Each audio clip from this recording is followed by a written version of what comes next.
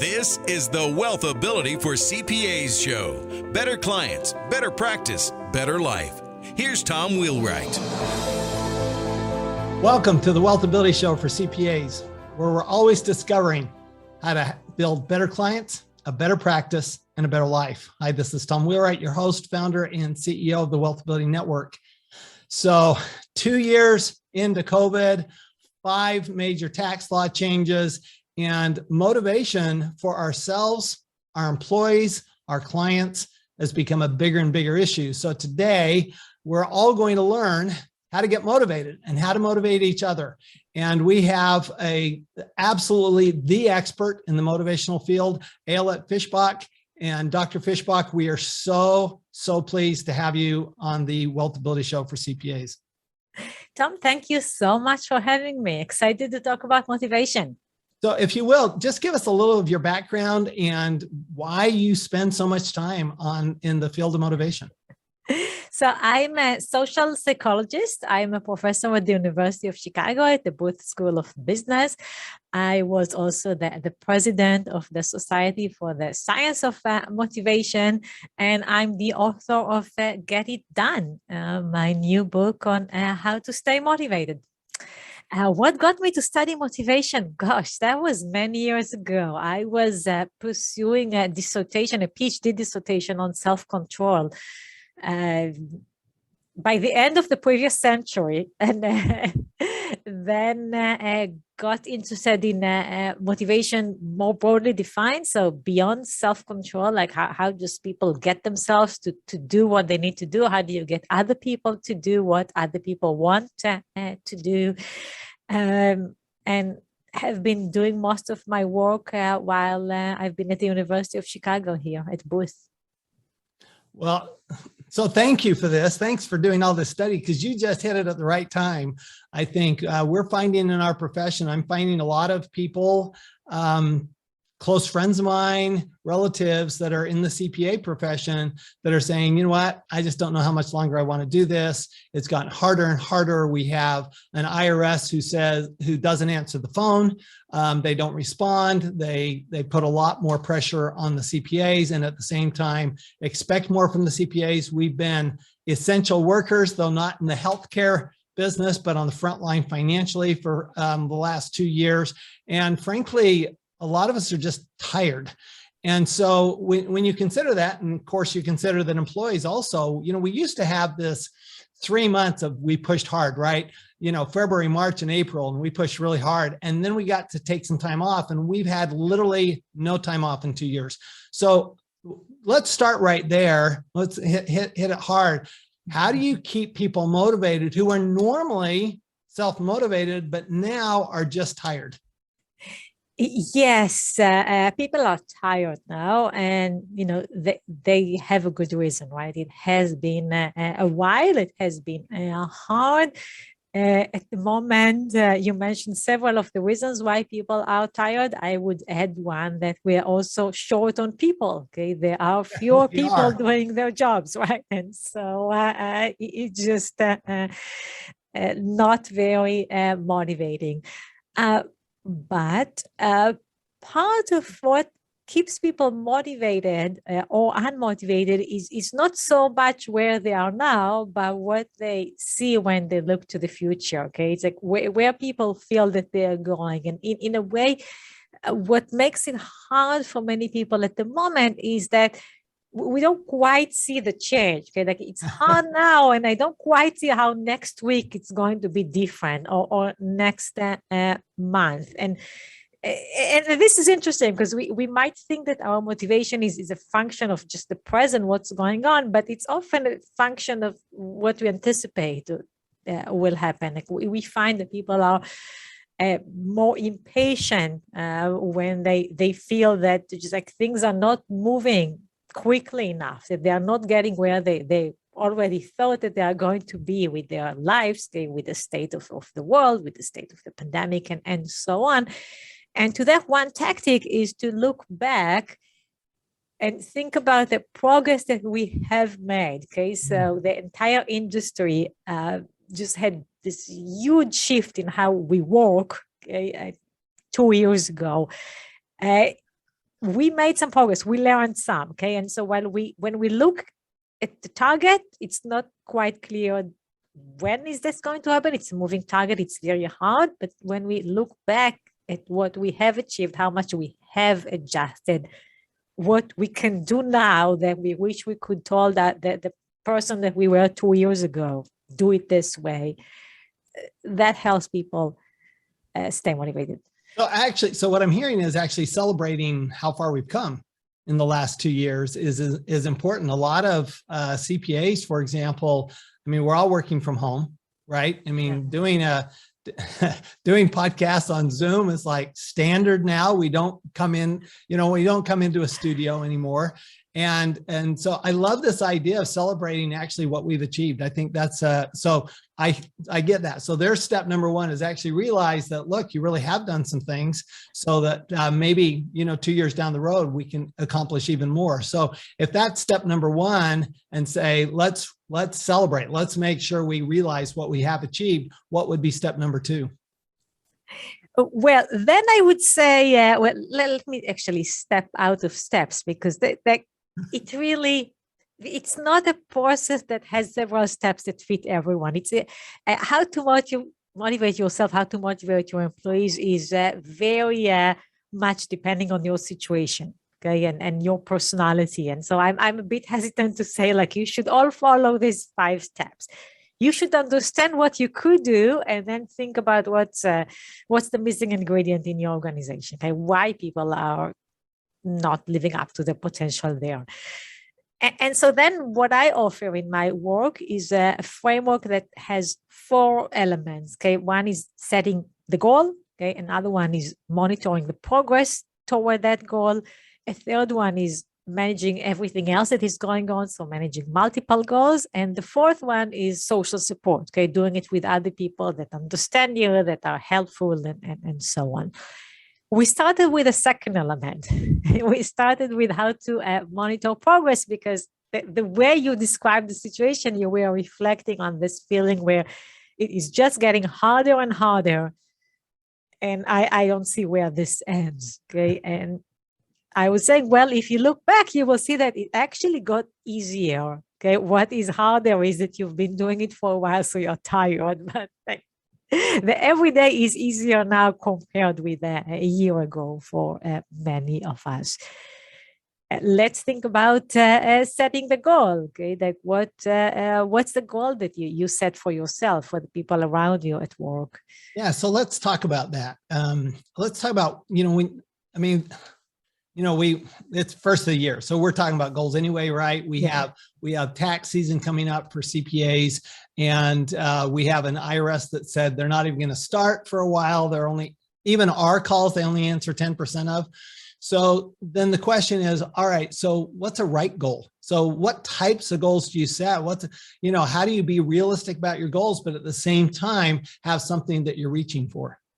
So you're already pointing out something that is important. Okay, the goal needs to be in this sweet spot between realistic and motivating. Okay? Like if it's if you expect too much, you will get discouraged. If you expect too little, well, you'll meet your goal, but really, why did you set it? You were going to get it anyways.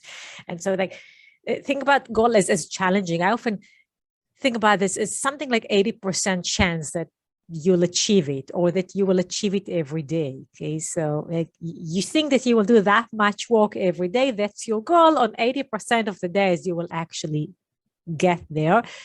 That means that you are challenging yourself. You did not set something that is too easy or impossible.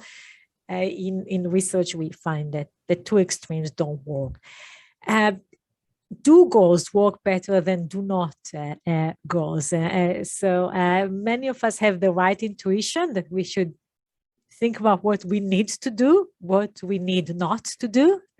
But some people said do not goals, and the problem with do not goals, with avoidance goals, is that there is no stamina there. Like it feels very urgent.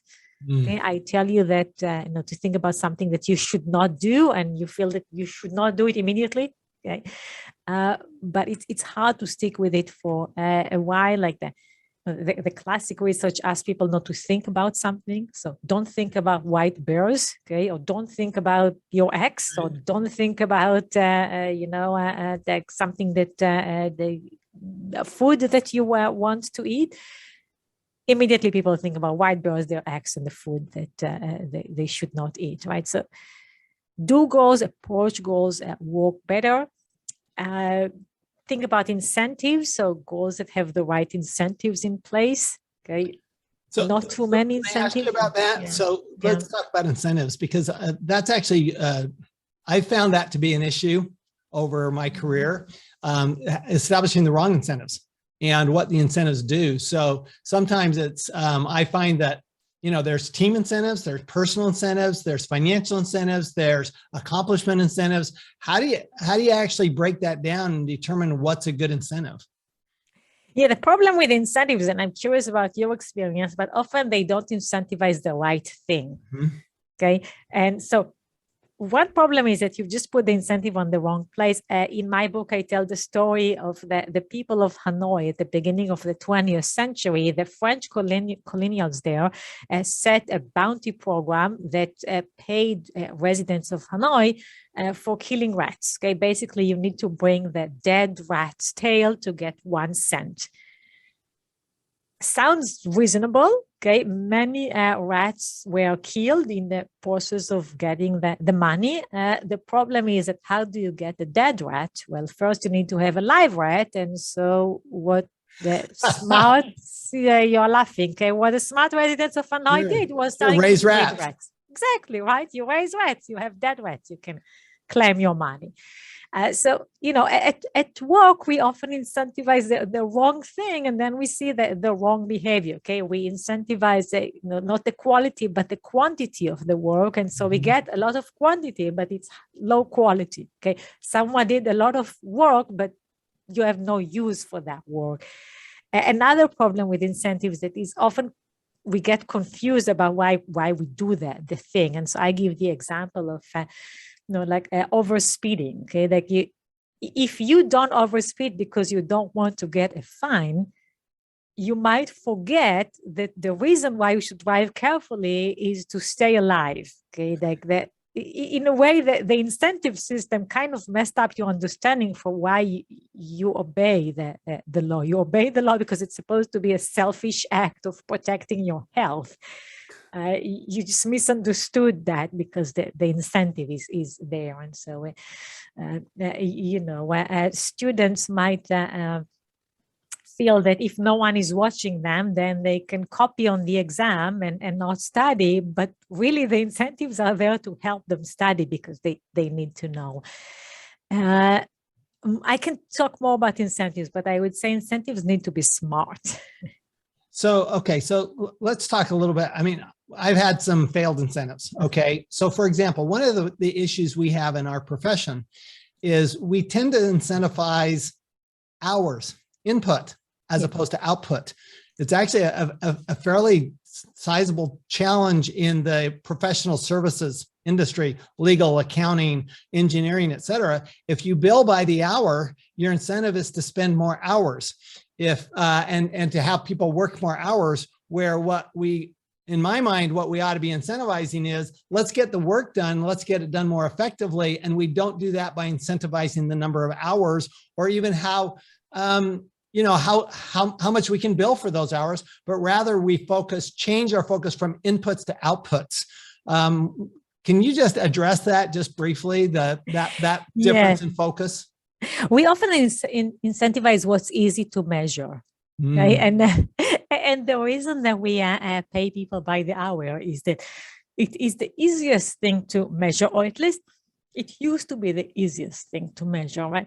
Right now, actually, we have a pretty good tools that can measure how much work you've done in these hours. Like I can actually measure how many lines you've written, right? Like how many reports you worked on, but it's still, we are stuck in it's the easiest thing is to measure the amount of time and not anything else. If we are trying to get a better system, then we need to think about how do we measure the quality of the work? Okay, can I measure the number of mistakes? Okay, is there an easy way to see how serious are these mistakes so that I get some measure of quality? Beyond that, how much the person did when they were sitting there. So you know how you sit in front of your email and after 2 hours you feel very productive, but really all you did was answering emails, and they're going to come back to you, as soon as you hit so you did nothing, right? How do we better monitor the output, okay, and getting people feedback and incentivize that? And of course, one of our challenges is if we charge by the hour, then we actually create an incentive for us to work more hours, but we also create a disincentive for the client to actually ask us questions. So one of the things that we're looking at is, how do we go to something more like a flat, a flat monthly fee? How do we do something that is really more about, all right, we're trying to do this and we want to accomplish this. And if we do that, that's how we get paid. So it's more for what we accomplish as to how many hours we put in. So it seems to me like part of what you're saying is if our incentive, we want to incentivize the right thing, which includes not just production from our standpoint, but from the client's standpoint. What do we want the client to do, and how do we want to motivate the client? So let me use the example of gym membership. Okay, what you are describing sounds similar to a gym that would have the system where I pay for every minute that I spend there. Okay, which basically makes me want to exercise as little as possible, because exactly. if I stay for another 5 minutes, that will cost me more. What gyms do? Well, they make you pay an annual fee. And now the more you exercise, actually, the better for you, right? Like you get more value for your money. So maybe the incentive system should be revised such that I pay you for the annual performance. And now I want to ask the questions, because this is like spending another 5 minutes at the gym. Exactly. I love that. So thank you for that. So let's talk a little bit more about, if we can, motivate employees, because one of the challenges we have, of course, like not just the owners that are tired, the employees are tired, lots of uncertainty, as you say, which creates lots of stress. So let's say you know you have to get work done in the next 3 months. How do you motivate people to just get it done? What are some of your ideas for setting the goals and getting people motivated, where they don't just throw up their hands and say, I'm just not going to do the work? Yeah. So I'm trying to understand, talking to employees, what is the problem? And for many employees, the problem right now is working from home. Now, some people like it, so it really depends. Okay, for some people, they just save the commute and they have these wonderful, quiet houses, and they love to spend time there. For others, their house is not quiet. They are with the people that don't understand why mom or dad needs to be at work. They are away from the people that will help them do the work, from the people that even just inspire them. Okay, like when you're in the office and you see the person next to you working, that makes you want to work. There is this just contagious effect of being in the environment where other people are working. And so one thing to ask our employees is how does working from home is working for them? And how can we provide the social support that is basically the fourth ingredient in my framework that is so critical to being successful? Many employers tried at the beginning of the pandemic to try to keep the social hours, okay, to have like this, bring your drink and let's have social hours. Speaking to employees, they mostly hated it. It felt very unnatural to have the social hour on Zoom.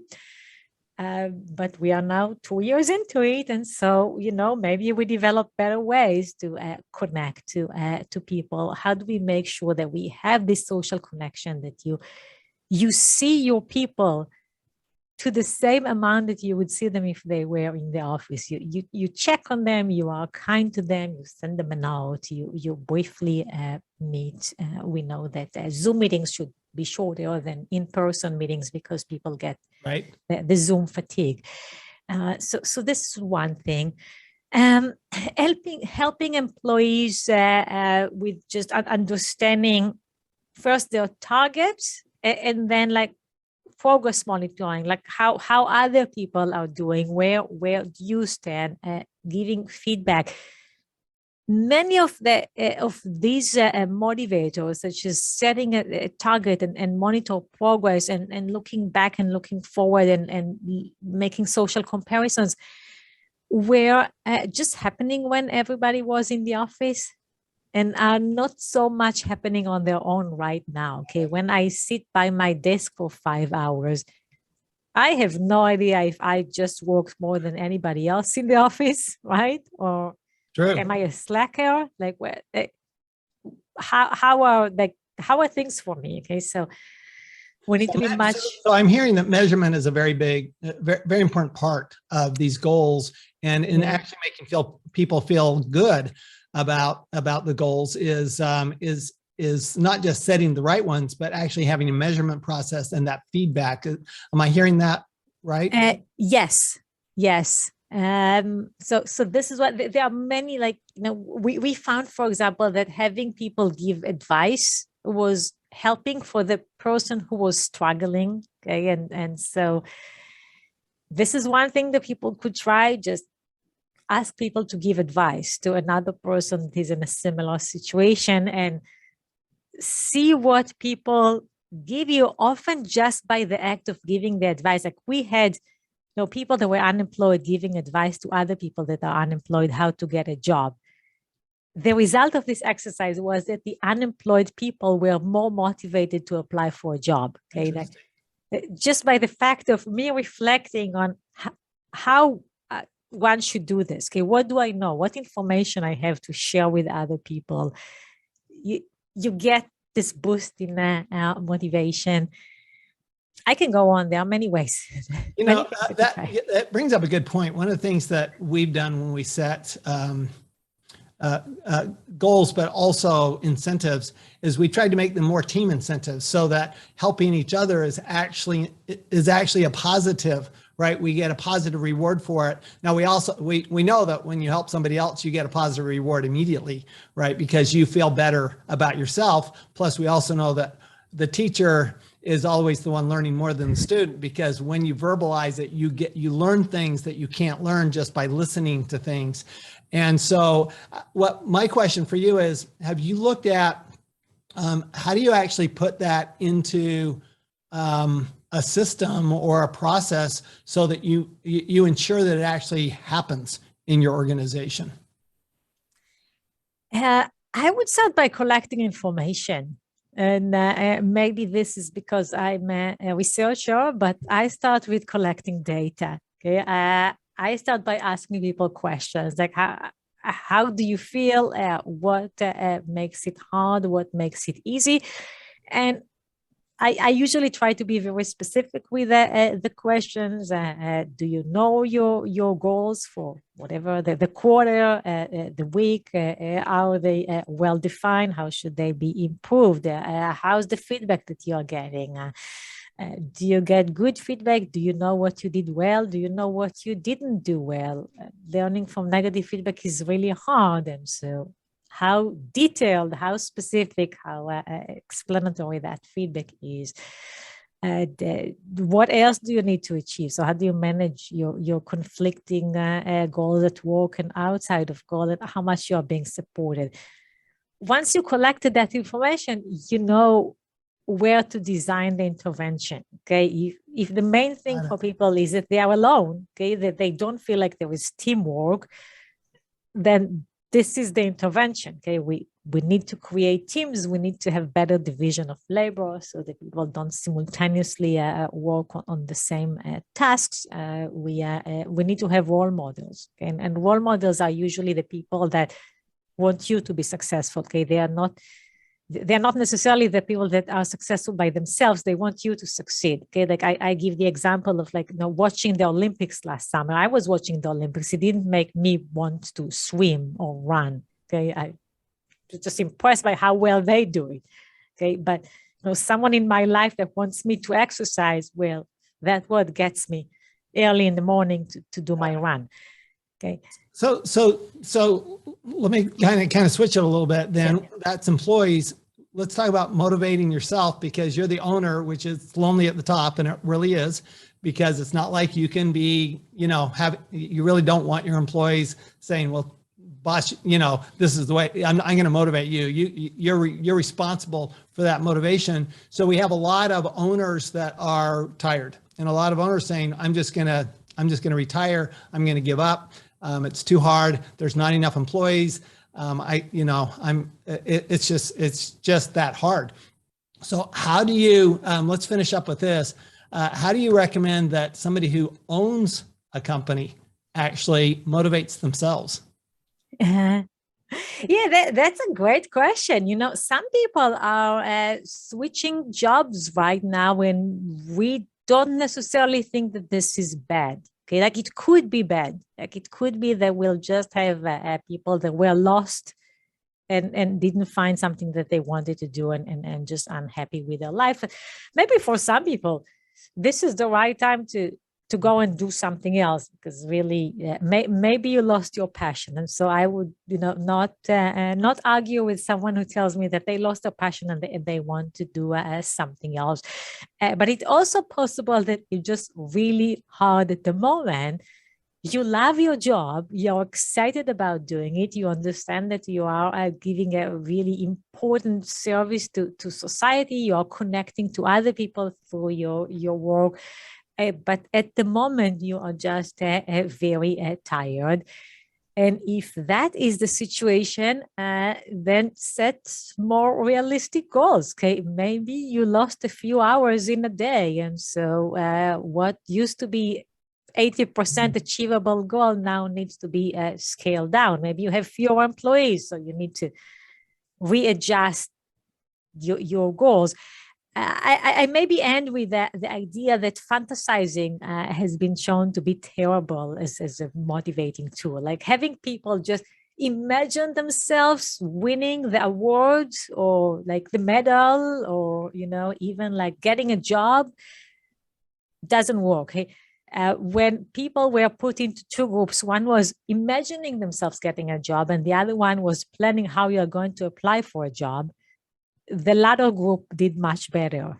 And so like daydreaming about the amazing life that I had, will have in the future, much less effective than actually making a plan, adjusting your goals, thinking about the actions that will get you there, and baby steps, look back, one thing at a time.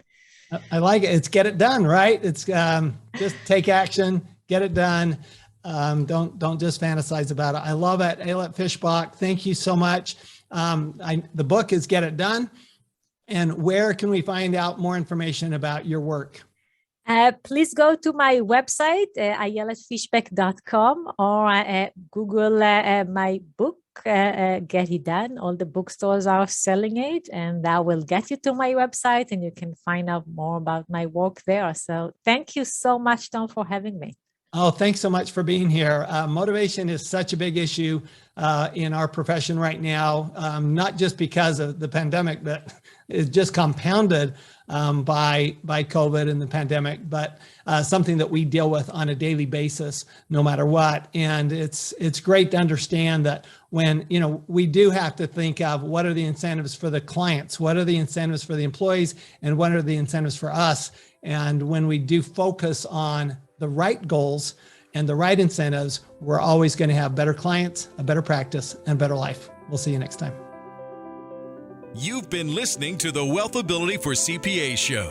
Better clients, better practice, better life. To learn more, go to WealthAbility.com.